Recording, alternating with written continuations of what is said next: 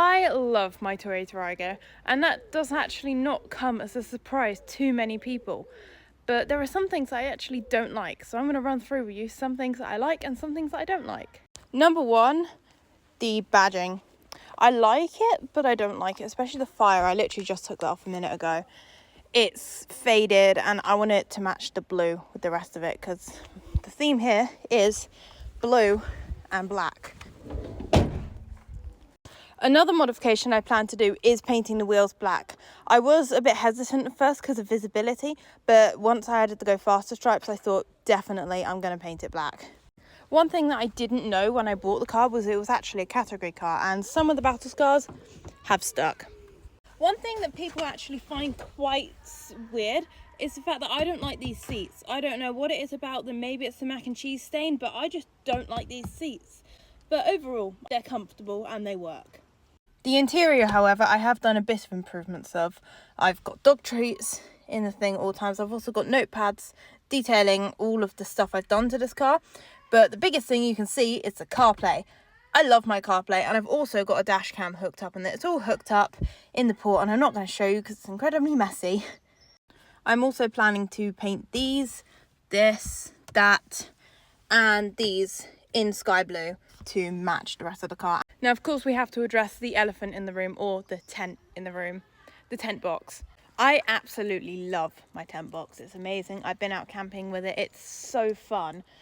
And believe it or not, it doesn't actually cost much on fuel. When I first started driving the car, it got around 77 miles per gallon, but my exhaust did have an accident. It fell off. And the catalytic converter is also on its way out. And that led to an advisory on the MOT. Now, that took my miles per gallon from 77 to around 49-ish. And then I put the tent box on. Initially, my first drive of the tent box got me 34 miles per gallon, which is the same as the Land Rover. Not that good. But now I'm driving a bit more carefully. I don't drive as much like a...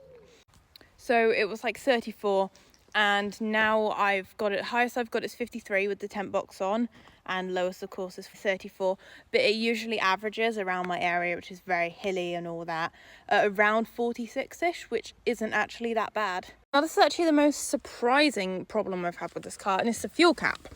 So the thing about the fuel cap, it doesn't always correctly lock. Oh my god, is that my example?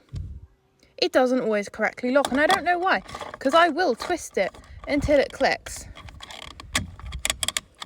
But sometimes it just refuses to lock. Example there.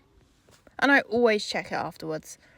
Though there isn't much to see under here, it's a pretty good engine. It's a VVT-i, which were more introduced in the later models. The earlier Aygos didn't have a VVT-i, which can contribute to the fuel consumption being a bit lower. I also need to do the headlights because they are both quite foggy. And the immobiliser actually went on this in January, which was a very big hassle for me and for everyone else because I was learning at the time. It means I couldn't drive my car for 2 weeks, and I wasn't having driving lessons either, so that was a bit chaotic. Also, the windscreen wiper is held on with a cable tie, but that passed the MOT like that, so it's fine. Don't do that, it will bend your bonnet.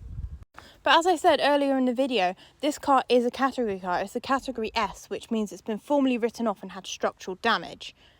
Legally, buyers do have to disclose this, but the people I bought this off of didn't disclose it, and I found out it was a category car.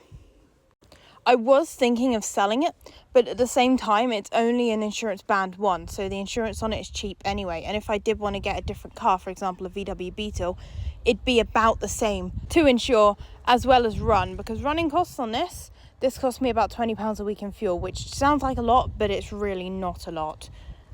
If I were to get a Beetle, which I am still planning on doing in the future, it would have probably cost me £20 every 3 days, because the fuel miles per gallon, being a flat 4, is a bit lower than this Aygo. But overall, I love this car. This car is an absolute legend. It's gotten me lost on the motorway twice, and that's my own fault. I'd highly recommend it to anyone in a learner category. Then again, don't. It makes my insurance go up. And insurance is quite a lot.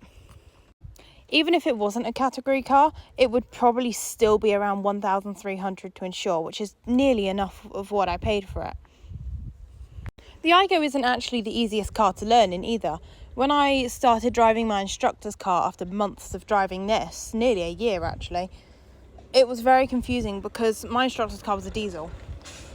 And therefore it had a very different biting point. And at the time I had no idea what biting was. I had stalled this about 82 times by the time I started driving lessons, because this thing, dead easy to stall. I'll demonstrate.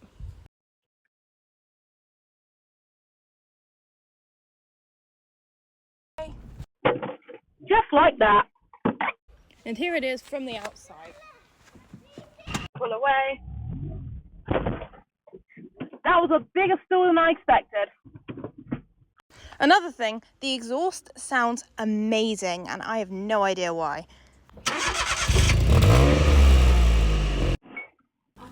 I didn't realise it at the time, but my phone connected to the CarPlay, so this is what it sounds like from inside the car. It sounds like my exhaust is being sick. Those are my thoughts on my Toyota Aygo VVT-i Fire.